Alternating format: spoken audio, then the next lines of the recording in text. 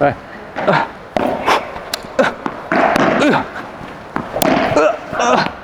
Chefe, estou um bocadinho cansado.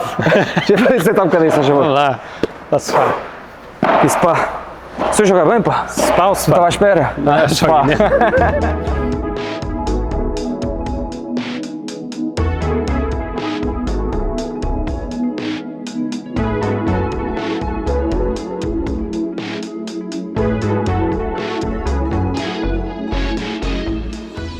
Está tudo ok? Olha, há coisas que acontecem às vezes na vida que acaba por ser uma boa sorte, pá. A gente, o tempo dos Açores mudou, estávamos na relva e agora acabámos aqui no campo de pedal, portanto, olha. Não, mas está top, um bom ambiente. Tá. E o seu está em casa, Uma vez por semana em casa. uma vez por semana. Antes de mais, aqui só para perguntar se posso lhe chamar José. Pode, claro, Posso? então. Você tem sempre aquela cena de lhe chamar chefe, pronto, e pelo As respeito. pessoas ganham o hábito de chamar chefe, mas Sim, mas estamos aqui num ambiente informal. Exato. Eu acho que é melhor. Olha, como já viu uns dos episódios, faço sempre aqui uma pequena pesquisa sobre a sua vida, a nível pessoal, e o que é que eu encontrei sobre si. Então, Engenharia Informática, correto? Conheceu a Ana na Escola de Hotelaria do Estoril. Isso foi já em cozinha, né? Depois de engenharia informática. Ok. Estudei em Leiria. Ok, estudei Engenharia ali. informática, estive lá 3 anos, depois desisti e mudei de curso. Fui fazer produção alimentar em restauração no Estoril. Ok, mas foi lá que conheceu a Ana, a sua esposa? No Estoril, já. No Estoril. Ela foi fazer- Viveu 7 anos na Suíça. Depois disso, em 2010... A gente já vai saltar aqui essas 2010 fui para a partezinhas. Suíça e estive lá 7 anos. Mas agora, olhando para si, que eu vejo, olho para si, primeiro é um homem super apresentável, como é óbvio. Ali vejo-lhe na cozinha do Otaca, ali, a fazer aquela, com tanto perfeccionismo a fazer, pronto, os pratos. Onde é que surge o nome Egoman? Ei! Era o meu nickname nos jogos online. Não é só nickname, é youtuber também. No Mirk, ainda não sei se vocês se lembram do Mirk, no chat, antigo, Sim, muito sim. antigo. Igualmente, porque eu tive uma iguana, ofereceram uma iguana quando era miúdo. E então, na altura que surgiu os computadores, eu fui criar um nickname e tinha a iguana, foi Iguaman. Temos aqui então o chefe Egoman. Mas diga uma coisa, José. Agora eu estava a conduzir um Tesla, mas antes era mais do Nissan vermelho. Hã? Eu sempre gostei de carros, gosto de carros desportivos. Em vez de quando decidi ir para a cozinha também estava aí tombando para a engenharia automóvel, Ok, mas como achei que aquilo ia ser duro demais em termos de... não é exatamente mecânica, era Sim, muita sim. matemática, muita... Mas conduzia, né? Participava em Eu conduzia, fazia uns track days, fazia umas brincadeiras e agora depois quando a família foi aparecendo, foi diminuindo Pois. e agora tem um carro. E agora tem o Tesla. Passou do Touring para o Tesla, pá. Eu Faz sempre gostei de parte. tecnologia também, portanto aquilo meio que combina, mas claro que não tem aquela emoção que a gente gosta de um carro de tração traseira, Claro, enfim. faz parte, pá. Quem Eu, por sabe um acaso, dia, quando olha- eu tiver 60 anos já, e não tiver skills e volta a ter um carro desse. apesar da gente estar os dois de verde, a gente tem duas coisas que não têm nada em comum, pá. Que é, eu sou péssimo a cozinhar e não percebo nada de carros. Mas isso vai ser uma barreira aqui para uma boa Mas conversa. olha, vais ao ginásio, também vou, portanto... É está-se isso, bem. temos mais em comum. Vamos descobrir. Eu vou há muito pouco tempo, mas pronto, tem que ser. Sim, Fiz 40 anos, comecei a fazer exercício. Foi, é sério, foi só agora mesmo. Passei 20 anos da minha vida sem fazer nada de exercício, mais até. E cheguei aos 40 anos e dizemos, está em baixo de forma, estou muito mal, bora. Mas agora então tem um bom metabolismo. Não é? estou muito Está sempre melhor, aí a seguir, pá. estou muito Nunca tive melhor. assim mais... Já tive mais, perdi 10 quilos, depois voltei a recuperar 5, pronto. E já agora e o pedal, como é que entra... Foi um funcionário, foi a minha esposa, começou a fazer aulas, vamos experimentar, eu fiquei relutante, depois experimentei porque eu nunca tive muito jeito para ténis. Pois, é mais duro o ténis, não é? Isto tem uma learning curve um bocadinho mais rápida. Sim. Quer dizer, nós pensamos que sabemos jogar, mas não sabemos jogar. É isso. Mas como jogamos tudo com pessoas que não sabem jogar, Então as parece coisas parece que fluem, é divertido, são 4 pessoas Exato. e uma pessoa ganha o bichinho e vai jogando, pronto. Depois fiz umas aulas e agora jogo com os amigos, com colegas. Não, e depois com a repetição, acho que qualquer cena que uma pessoa faça depois com a repetição vai ficando melhor. Sim, vai melhorando sempre, vais vendo os progressos e Sim. dá gozo, não é? Claro. Sim, Sim, e dá adrenalina, não é? E a parte competitiva aí do paddle, entra um bocado na parte de gerir uma cozinha ou nem por isso? Aquela parte de... É sempre um bocadinho competitivo, sempre fui um bocadinho competitivo, Sim. mas nunca tive mal a perder. Eu tento ser melhor, Claro, e isso quando, é bom. e quando não sou, tento trabalhar para ser. Isso é muito fixe, pá. assim. Isso é muito fixe. E o José ainda acha que Santa Maria tem entre a primeira ou a segunda melhor praia do mundo? Essa opinião ainda se mantém?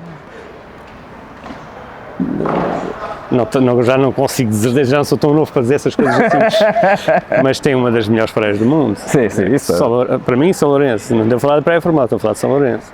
Essa eu não conheço tão bem. São Lourenço, aquilo é lindo, aquilo é maravilhoso. E mesmo a temperatura da água, E depois tem uma coisa, os Açores tem uma coisa que tu vais para a água sem preocupações, né? Tu vais às Maldivas, tens sempre tubarões à tua volta, Sim, exato. tens sempre peixe-leão à tua volta, pronto, tens a desvantagem da temperatura, mas mesmo assim Santa Maria, o ano passado chegou a 27 graus na praia, minha sobrinha tinha o relógio de mergulho, da temperatura da água, 27 graus, estava maravilhoso. 27 graus de água, impressionante. Aquilo estava um caldinho, estava espetacular. E depois a água é super translúcida, um bocadinho diferente das outras ilhas.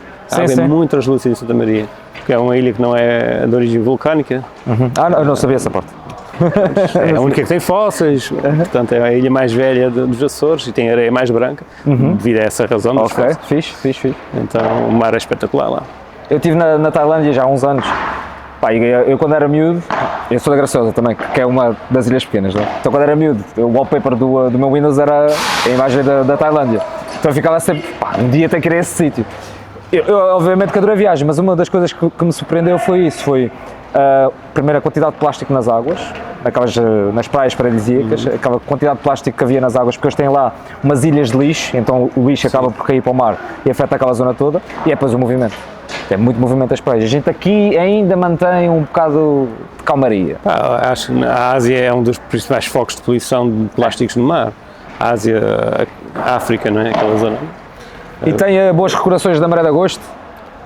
Toda a gente, todos os maridos. Todos temos, não é? Nós, se fosse possível, estávamos lá todos os anos, só que desde que abriam o restaurante, pronto. Sim. Depois já alta, não não é? consigo. Como é que eu vou ir lá e parar aqui quando realmente Claro. é a altura que nós Qual foi o fazemos dinheiro? último ano que foi? Epá, porque uma cena que eu tinha da Maré de Agosto também era que havia certos artistas que ainda não tinham arrebentado que eram convidados para ir lá. Eu lembro, por exemplo, eu tenho até aqui uns anotados, que era a Cela Sul, acho que era o Dubbing Corporation, também de reggae. Mas acha que, e isso eu queria botar aqui esta é um bocadinho mazinha, acha que isso perdeu-se com a evolução do festival, essa magia? Não, acho que tem sempre um bom como é que se... Pá, Bom meio termo? Tem sempre um termo lá que a gente usa muito no Festival de Santa Maria, agora está a falhar. É o espírito, o espírito da maré está sempre lá. Também o gajo dos festivais, pá, tinha que saber. Claro que um festival quando não tem o volume de pessoas, que aconteceu desde que Covid, deixou de haver barco para Santa Maria, a SATA não consegue levar volume de pessoas para um festival. Claro. Claro que isso diminui tanto os profits deles, né, como um bocadinho o ambiente em geral. Mas mesmo assim, até fica composto e é sempre giro, pá. É muito mais familiar, né? Consegues levar a família, se estiveres cansado, pendes uma mantinha lá em cima e ficas no relax, pá. Eu acho que tem sempre Claro que provavelmente eles perderam muitos, têm menos capacidade financeira de atrair alguns nomes mais sonantes, mas é sempre... Mas quem eu escolhe bem, a questão é essa, porque é sempre... E aquilo é sempre a música do mundo, a magia do festival, tem todo tipo de estilo musical. Sim, é isso, pá. A magia do festival. São sempre noites bem passadas, aquilo não... Tem o acampamento, que o pessoal fica lá, acaba por se juntar também ali no acampamento. Frente da praia, tipo, é tudo mais. É top aquilo. E tem saudades de Santa Maria, ou da infância lá? Eu tenho muitas saudades de Santa Maria. Eu, por mim, passava lá 2 meses de verão. Quem é que não deixa? Julho e agosto. A Serano? Não deixa o negócio. É um negócio. Não. Mas é bom sinal. Eu vi uma fotografia sua com um grupo enorme de amigos numa praia em Santa Maria a festejar um aniversário, ou que passaram lá uma noite. Isso era um costume ou foi uma coisa fora da caixa? Deve ter sido na prainha. É uma praia que não tem acesso por carro, tens de ir a pé. Exato, o pessoal parecia que tinha ficado lá acampado. Estávamos sempre coisas para fazer e acho que uma vez passamos uma noite aí na prainha e fomos à pesca submarina e grelhámos o peixe isso é top. Sim, é top. Só acontece em sítios assim pequeninos. E o pessoal era bastante chegado, era muito fixe. Sim. E essa cena de não haver muita coisa para fazer nas ilhas pequenas, eu acho que puxa muito pela criatividade, pá. Uma pessoa, que a gente tem que se arranjar uma forma de se distrair. Sim, mas tem que se divertir, né? Temos arranjar sempre coisas diferentes para fazer. Então, o seu percurso, então, como foi para estudar a engenharia então, informática? E saí daqui, fui para Leiria. Aqui é Santa Maria, correto? Santa Maria. Fui para Leirias fazer engenharia informática. Tinha lá uma comunidade de amigos marienses até grande. E a gente juntava-se todos os fins de semana para fazer jantaradas e tal, para sair. E fui ganhando o gosto de cozinhar, porque eu nunca tive muita... Então era a cozinhar para o pessoal que... coisas simples, uns feijoados, uns camarões, sei lá, coisas muito básicas. Sim, coisas muito básicas, mas, camarões. Mas o pessoal divertia-se e comecei a ganhar o gostinho. Depois estava a correr tão mal o curso lá, né?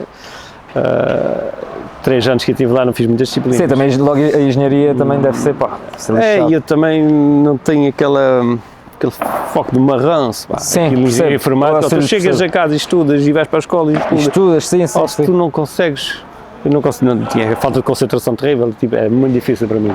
É sério? E por isso é que eu gosto mais de coisas práticas, né? Sim, Cozinha, estimulantes, né? A mecânica, tudo isso que tu consigas mexer com as mãos. Já, percebo. Eu sempre dei muito melhor com isso. Sim. Então, como estava a correr mal, eu decidi, olha, vou para a cozinha, fiz mudança de cursos, radicalmente. E foi para onde, nessa fase? E depois fui para o Estoril. Ok. Foi terrível, no sentido que todos os verões tinhas que estagiar, pronto, Santa Maria e pau. Sim. Choque a pique, foi mesmo chato, pá. Foi mesmo chato. E depois, é assim, eu tenho um amigo meu que fez cozinha aqui em São Miguel. E ele depois ainda teve que andar a trabalhar em alguns restaurantes, fora do país. Ele ainda foi tipo, para a Irlanda, ainda foi para Boston trabalhar. Isso fazia parte também do seu curso, andar por... Não, eu estagiei sempre em Lisboa. Ok. No Vítor Sobral, num restaurante que eu já não tenho, no Terreiro do Passo.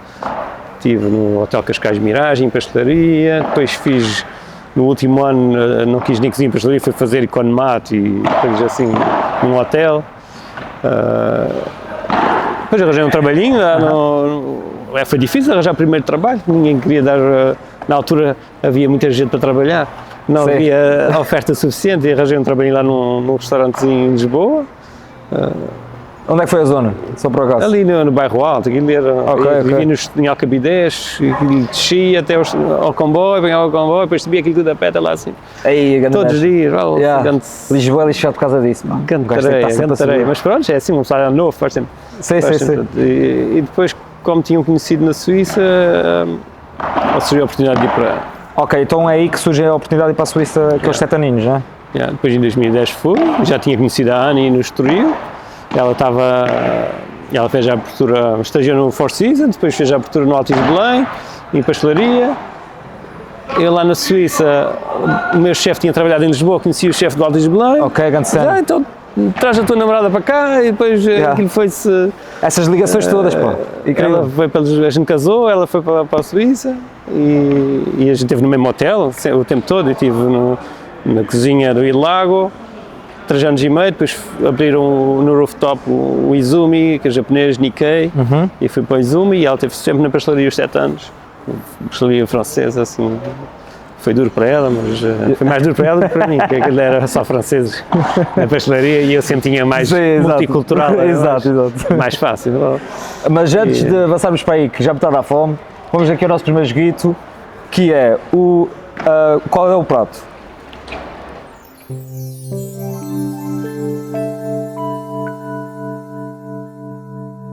Nem era este o nome, eu tive que improvisar que não estava a encontrar aqui o nome. Era a sugestão do chefe. Mas pronto, vamos aí?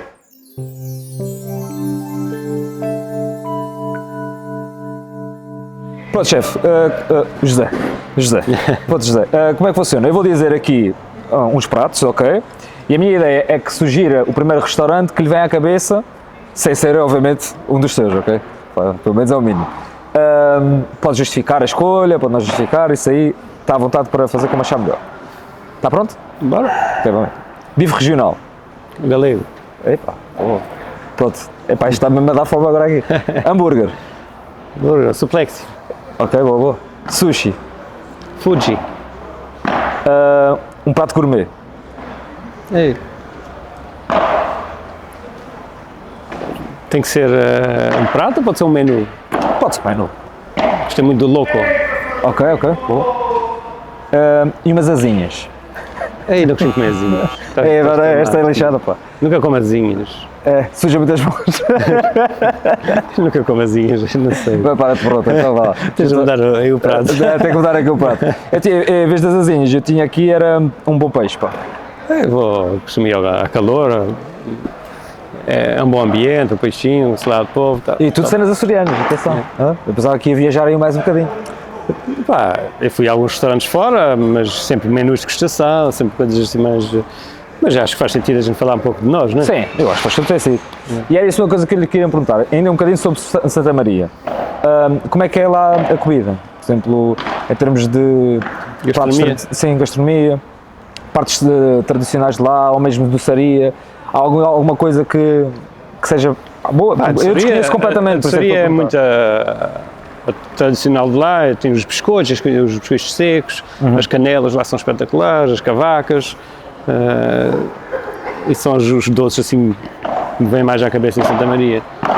Há muito doçaria cá, não é? Também é muito forte. Sim, é tradicional. Eles têm lá a cooperativa de Santo Espírito, fazem todos os biscoitos. Estive lá em julho e estive a aprender a fazer o biscoito com eles, enfim, é giro. Em termos de comida tradicional, não se come, infelizmente é difícil de encontrar nos restaurantes, comida tradicional de mariense, temos os caldenabos, depois temos as sopas de Espírito Santo, que tem um bocadinho nos Açores todos, mas em Santa Maria eu acho que até a tradição é um bocadinho mais genuína. Ok, qual é que é a diferença? Pá, nós usamos endro nas sopas, é de graça para toda a gente vai e usamos bom pão, bons ingredientes, fica mesmo, são deliciosas. E aquilo é disseminado no verão, pronto, todos os domingos, geralmente há sopas e o pessoal vai sempre, sai da praia, antes de ir para a praia vai sempre comer umas sopas. É top. Que cena. E uma de barriga cheia para a praia também deve ser perigoso. Há quem diga que sim, mas com a água é quentinha lá. E como é que surgiu pronto, estava na Suíça, não é? E decide voltar para os Açores, não é? Sua mulher sei que teve um bocadinho reticente no início, veio cá só de férias, portanto vir de férias e viver é um bocadinho diferente, mas foi muito importante poder ir para o trabalho de bicicleta ou isso não foi assim tão importante na altura? Isso eu fazia lá na Suíça. Lá depois, claro. Lá eu só ia de bicicleta para o trabalho. Que cena, fazia 19 km por dia, por isso é que arranjei uma bicicleta elétrica. Então por isso é que está sempre fit, era subir as ruas de Lisboa e era andar de bicicleta na Suíça. Aquilo era top, bicicleta, aquilo tem sempre ciclovias, tipo, era elétrica, aquilo ajudava um bocadinho. Como é que deve ser planito? Não, tinha que subir a minha casa. Era mais chato, mas pronto, era super fácil chegar ao trabalho, não perdias tempo, era sempre aqueles minutos, sempre se fosse de carro e estacionar, complicadíssimo. Sim. Esquece, então decidi por esse caminho. E aqui, nem sempre estive ao lado do restaurante, mas mesmo quando vivia na Fajã, ia de bicicleta para o Otaca. Depois, eu mudei-me ali mesmo para o lado do Otaca, estou a 2 minutos, continuei de bicicleta ao pé, mas estou mesmo a 2 minutos do restaurante. Mas queria-me concentrar na decisão de voltar, ou seja, pronto, eu percebo que seja um bocadinho, porque é assim, e a gente já vai voltar, não, acho que qualquer pessoa, qualquer estudante quer sempre voltar à casa. Olha, não houve oportunidade, né? Se faz uma área tecnológica, não sei o quê, se calhar é difícil voltar para os Açores, né? Sim. E uma das decisões quando eu decidi ir para a cozinha era poder ir trabalhar em qualquer sítio. Sim. Toda a gente tem que comer, vais ter que ter emprego em qualquer sítio do mundo, não há problema. Sim, compreendo isso. Aliás, ter o próprio negócio conseguiste ter o teu próprio negócio. Era sempre uma vontade minha. É basicamente liberdade, não é? Ter independência. Exato, e liberdade, independência, não ter que... eu nunca fui muito bom a receber ordens. Eu sempre fiz tudo muito certinho, eu sempre fui... onde eu trabalhava, sempre desrespeitei o meu chefe, sempre fazia o meu melhor. E acho que é uma boa atitude e é assim que se aprende. Claro que sim, saber a hierarquia, não é? Às vezes é cansativo, custa estar a ouvir aquela... E eu acho que isso já vem dos trabalhos de casa, desde a escola, que meu pai obrigar-me a fazer os trabalhos de casa. Olha, eu também tive essa. Eu acho que isso vem daí. Então, sempre quis ter o meu próprio negócio para poder ser eu, dar a decisão final. E não está a ver, olha, eu cozinho mal e também não sou um bom jogador de paddle, Mas isso somos muito parecidos, pá. Porque também, o objetivo também de ter a nossa, pronto, a minha empresa, com os meus colegas, foi muito essa, foi a de, pronto, primeiro, independência de espaço, porque o digital permitia, agora pronto, voltei para a ilha também porque gosto de viver cá, independência de espaço e a independência também de estar a, pronto, por exemplo, a gente pode gerir o nosso horário, vocês acabam por agora, está um bocadinho um registro diferente, né? Mas abriam antigamente. Pronto, é um bocadinho diferente, mas pronto, agora que a equipa que temos lá agora tem muito mais flexibilidade do que tinha antes. Sim, sim, Eu já me consigo ausentar e o serviço sai já todo, confia, né? sai perfeito, como se eu não estivesse lá, tipo... É isso, eu queria pegar nessa parte, que era como é que o José é na cozinha, não é? Porque a ideia que eu tenho, pronto, pelo menos pode ser aquela cena bonita das séries de televisão de cozinha, parece que o chefe é um Gordon Ramsay, é tipo, muito mal disposto e aquilo é um regime militar ali. Eu gostava de saber se é um bocadinho mais tipo Picasso, a ser um bocadinho mais uma arte, mais pela simpatia, ou se é... Há diferentes tipos de líder, né? E na cozinha também deve ser assim. No meu percurso profissional apanhei vários tipos de chefes e lá na Suíça uma vez até chorei, não me aguento. Se quiser chorar aqui é o momento. Agarrava no colarinho, o gajo dava pinhadas nos frigoríficos para não me dar pinhadas em mim, dava as pinhadas no frigorífico. É sério, pá. Mas como a pessoa estava sempre a aprender, os chefes eram tão bons, tão criativos, uma pessoa aguenta tudo.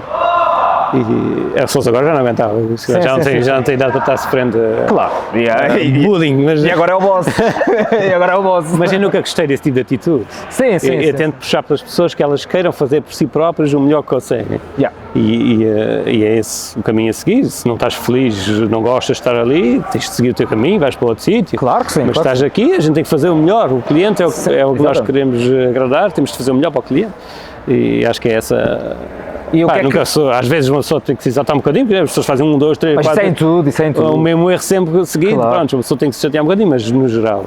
Sim. É muito raro ter de me chatear e tento puxar pelo melhor das pessoas. Eu acho que isso é a parte de perceber o que é que eles são bons, não é? Localizá-los para aquela área. Exatamente.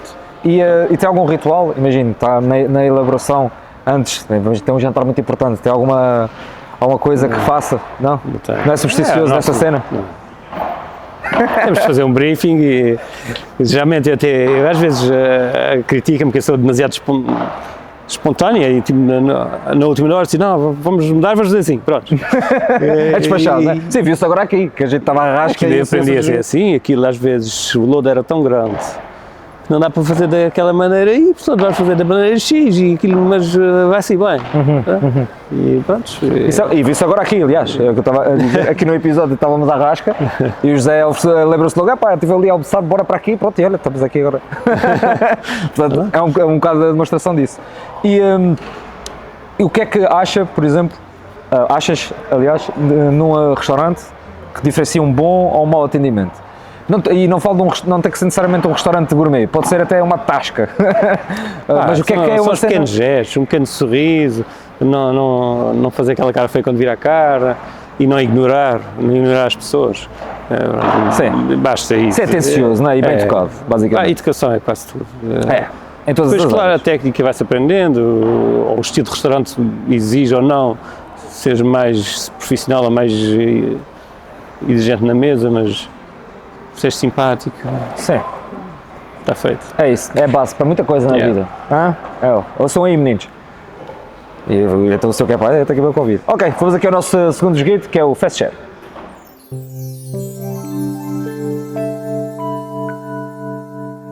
Fast Share, um clássico. Eu vou dar duas hipóteses, A ou B. Escolhe uma delas e pode ou não justificar. Ok? Pronto? Força. Vamos a isso então. São Miguel ou Santa Maria? Santa Maria.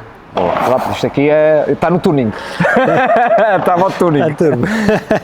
Cajada da Vila ou Cajada Graciosa? Graciosa. Epá! 4. Elas mudaram, já não estão tão boas como antigamente, mas... Há duas, pá. Eu tenho as secretas, depois posso lhe oferecer. Depois tens de trazer, então. Ok, rally ou tuning? Rally. Boa. E cozinhar para a família ou cozinhar para um cliente? Os dois dão-me prazer. É diferente. Quando cozinho para a família, não cozinho Otaka style. Exatamente, claro. Family style. Family style. Que acredito também seja igualmente bom. Mas é uma coisa menos elaborada, não mais... Às vezes fazemos elaborado, mas não, gosto muito de comida tradicional simples, Sim, gosto de claro. bons produtos, simplicidade, tipo, yeah. Pronto, vamos então aqui ao nome do Otaka, ok? Que é sempre uma pergunta interessante. Eu estive a fazer uma pesquisa do que é que significava Otaka. Encontrei várias coisas. Uma delas encontrei que era um compositor, havia um compositor com o nome, um jogador de futebol, que calculei logo que não fosse por causa dele, porque nem era muito bom, e depois que tinha algo a ver com nobre. Não, portanto, Otaka é o nome da classe de aves onde está inserido o Açor, o milhafre. Ah, que cena, mano! Eu trabalhava com os japoneses e eu tinha uma colega minha, a Mia, e ela ajudou-me a escolher o nome. Eu estava sempre aí, e fui para a frente para trás até encontrar uma coisa que soasse bem e quando chegamos ao Otaka, é isto mesmo. Sim, é um nome porque acho que mesmo lá no Japão têm diferentes dialetos e aquilo nem sempre pode, se fizeres uma pesquisa assim no Google, às vezes podes não chegar lá. Mas Sim. se fores à Wikipédia e fores buscar acho que é Aciper, que é a classe de aves. Então há uma parte do nome mais... É aquelas aves de rapina, o contexto de milhafre, o Açor, pronto. Muito giro, pá. É. Isso é muito giro, não sabia. Muito fixe, muito fixe. E se tu traduzires para inglês, fica o Otaka. Exato. Quer dizer, não fazia ideia. E, ok, vamos ver o processo de fazer o menu do seu restaurante, ok? Por exemplo, aqui tem 2 menus, não é? Acho que ainda se mantém dessa maneira. Mas os pratos é o José que os desenha, correto? Como é que é esse processo de desenhar esse prato? Por exemplo, a parte visual também, que é uma coisa que para nós é super interessante, como trabalhamos também com a parte Sim, de há montes de ideias espetaculares que às vezes a gente não consegue fazer com que elas sejam visualmente apelativas, então a gente tenta, deixa esse prato para depois para tentar pensar melhor nele. Sim, sim. Os nossos pratos têm sempre alguma influência do meu passado e do estilo de cozinha que a gente faz. E depois sempre vamos criar pratos novos. Às vezes assim, é só a experimentação, mas porque a gente experimenta aqui. Eu falo com o colega, agora tem um subchefe, o Francisco, e a gente troca ideias, vamos experimentando e sabe bem. Houve um prato que a gente inventou assim, do nada. Por exemplo, mistura aqui, mete aqui este tempero, blá, blá, blá. Ficou top. Sim. Pronto, segue. É isso. E, Sabe que eu acho que um cozinheiro para mim é um artista, a esse nível. Por exemplo, até, de certa forma, pronto, obviamente que cozinheiro faz sentido, chefe é mais adequado, mas para mim é um artista, porque não é qualquer pessoa que não só consegue pegar em ingredientes e fazer aquilo, né? Acaba por ser como pegar numa tela de tinta e fazer uma cor, mas depois também a própria montagem que fazem, paralelamente ao que eu estou a dizer, ao quadro. Você precisa, hoje em dia tudo é, uma coisa que não é para instagramável, todos, não é? Então os pratos têm que ser ligeiramente instagramáveis, senão, Sim, exato. é mais, tem que ser bonitos, pronto, e às vezes essa é a dificuldade, eu quero fazer um prato saboroso, é mais fácil do que fazer um prato saboroso e bonito. É isso, é mesmo isso. Por acaso eu ia perguntar, o que é que achava que era mais importante nessa parte de fazer um prato, ou mesmo o próprio menu, que é a criação da história por trás do menu, se é o sabor ou se é mesmo a apresentação, o que é que... O sabor é o fundamental, tem que estar lá. Claro. E depois se a gente conseguir juntar um bocadinho de história, né? Um bocadinho de apresentação, é o ideal. Portanto, é um conjunto de coisas. A gente procura sempre algum produto açoriano que a gente consiga ligar ao nosso menu, apesar do nosso restaurante ser de inspiração japonesa, peruana, Nikkei. É isso, eu queria que... Queremos sempre dar, não que seja proteína dos Açores ou alguma influência. Não, se calhar não nos 10 pratos do menu, mas em alguns pratos. E quando abre o restaurante cá, 2018, se não tenho erro, não estava receoso da adaptação. Eu sei que houve uma parte estratégica, ou seja, percebeu que o turismo estava a crescer, podia haver uma parte dos turistas que quisesse experimentar esse tipo de comida, mas a adaptação local, porque eu já sei que muitos locais vão lá. Isso não lhe surpreendeu ao longo do tempo? Acha que isso foi um processo, ou as pessoas demoraram a aceitar esse estilo? A gente funcionamos muito bem do início, as pessoas, para já entramos com menos custação a 20 euros, que era brutalíssima, as pessoas davam 5 pratos diferentes, 20 euros, e isso era incrível. Começaram assim? Quando a gente abriu, era diferente, as nossas despesas eram outras, né? Ok, tínhamos as despesas de ter aberto o restaurante, mas tínhamos 2 pessoas na sala e 3 pessoas na cozinha, e 2 delas era eu e a minha esposa, que éramos os não fazia ideia, pá. E então, devia ter apanhado esses tempos, pá. Aquilo das nossas despesas fixas eram muito baixas a comparar com hoje em dia, e os produtos eram todos muito mais baratos do que hoje em dia. Também é verdade. E então entramos com essa estratégia de tínhamos 3 menus, mas de 20, 30 e 40 euros, para não chocar muito no mercado local, porque estava habituado a ir comer um prato e pronto. acessível, e então queríamos que fosse acessível, mas que desse uma experiência. Exato. E as pessoas provassem coisas que nunca tinham provado. Exato. E eu já sabia, por ter trabalhado com esse tipo de sabores, que realmente as pessoas gostavam e faziam uau, né? Quando dizem uau. Sim. Isso marcou-me, né? E então eu achei que ia ter sucesso. Então quando está ali Mas na claro que há bancada, está sempre- ali a ver a reação, Mas não é? lá cá sempre, a pessoa está sempre a ver, tinha a cozinha aberta, sempre a ver a reação das pessoas. isso. E- É como uma piada, eu lá não está, queria é a ter- parte artística. Pá. Eu nunca gostei de ter uma cozinha fechada. Nós temos de ver as pessoas, de ver as reações, se estão a gostar, se não estão a gostar. E até para ajudar o serviço de sala, Claro. porque teve a sua evolução, mesmo também começámos de uma maneira e fomos sempre tentando formatar as pessoas ao nosso estilo de trabalhar. E voilà. E vá lá. Voilà. E a importância do vinho, pá, num bom no acompanhamento, porque vocês, no próprio menu do ataque, não é? A experiência também vai mudando o tipo de bebidas, de vinho. Nós oferecemos alguns emparelhamentos de vinho que achamos que combinamos com aqueles pratos. E isto é uma tendência que está cada vez a crescer mais, se calhar não tanto no mercado português, mas também no mercado português, mas os estrangeiros pedem muitos pairings. Então temos uma pessoa dedicada a esse emparelhamento, né? E os vinhos dos Açores combinam muito bem com as nossas comidas, peixe, acidez, é top. E uma entrevista que eu vi sua, já com a sua esposa, já há muitos tempo, deve ter para aí, se calhar uns 6 anos, que era com o Sr. Barbudo, preto e branco, pronto, as nossas pessoas, acho eu. Exatamente. Portanto, fui deep, tentei ir deep. Diziam lá que um dos objetivos era ter mais negócios, né? Ter um filho ou 2, acho que tem um a caminho. Já não sei temos se- 2. Já tem 2, pronto, olha, está o comprido. Não, um E já o tem de- 1 mês e meio. e parabéns, já agora. E um deles um dos outros objetivos, que era de ter mais um negócio, acabou por abrir, que é o Agi, não sei se é assim que se Pronto, o pronuncia. Agi foi uma tentativa.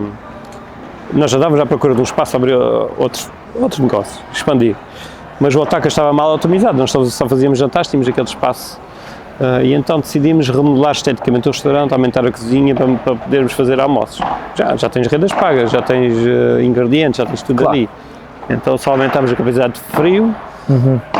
Pois o tipo de cozinha é diferente, não é? Porque Temos sabores semelhantes, mas mais focado na América do Sul, cozinha mais conforto, preços mais acessíveis. E o target é o cliente local, que o cliente local, quando gosta, é que recomenda a quem nos visita os espaços. E lá abrimos o Agi. E esperamos abrir mais qualquer coisa no futuro. Claro que a gente, quando vai crescendo e depois a família também vai crescendo, Claro. o nosso tempo, a gente, como é que a gente vai fazer isso, É isso. de maneira que não nos ocupe a 100%, Senão né? depois já lá se vê a liberdade. Aí está. Lá se vê a liberdade. E agora, a fim de 7 anos, que tenho uma equipa que realmente consigo-me fugir um bocadinho,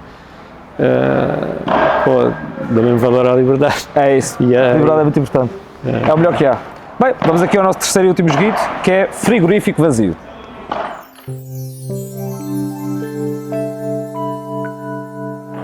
Pronto, estamos aí no frigorífico vazio. Porquê é que se tem este nome? Porque basicamente fomos à casa de um estudante e retirámos um bocadinho o que é que ele tinha lá no frigorífico e trouxemos aqui para o chefe para ver se ele adivinha os alimentos. Está pronto? Bora. Consegue-me ver quantos nomes é que eu estou a fazer? Hã? Não consegue ver? Vejo Pronto, vi uma sombra, mas não consigo ver. Pronto, vamos aqui com o primeiro. Isto são palitos, ok? É só um alimento por prato, ok? Ok. Está aqui, Isso é o colocado. quê? Posso lhe dar, exato, pode pegar aí. Ah, Peço para segurar com força. Exatamente.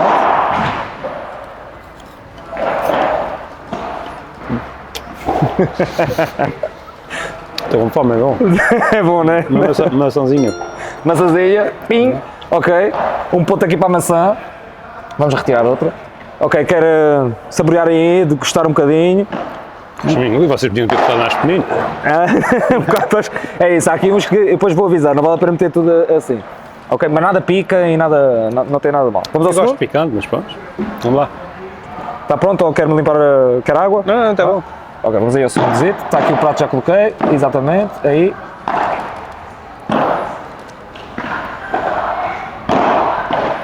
Isso é a tua terra.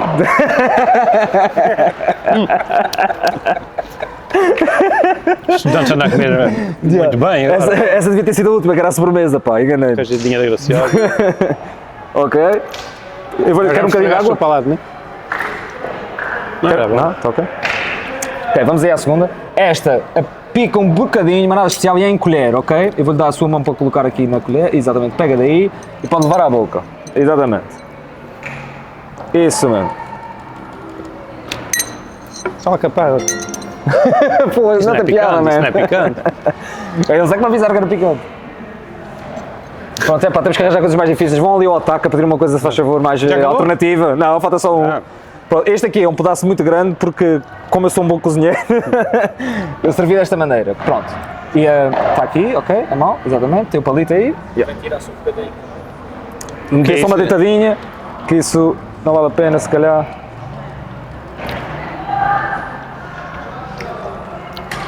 Isso parece um tomate seco. Mas... E é um tomate seco. Uma salva de palmas aqui para o chefe. Pode retirar, se quiser. Pá, a apresentação não é melhor, mas pronto, eu posso fazer aquele truque assim só para só para fazer de conta. Mas, pá, isto não teve piada, pensava que ia ser melhor. Temos que arranjar um melhor aluno para ir ao frigorífico dele. Maltinha, a gente vai só aqui arrumar o cenário e já voltamos.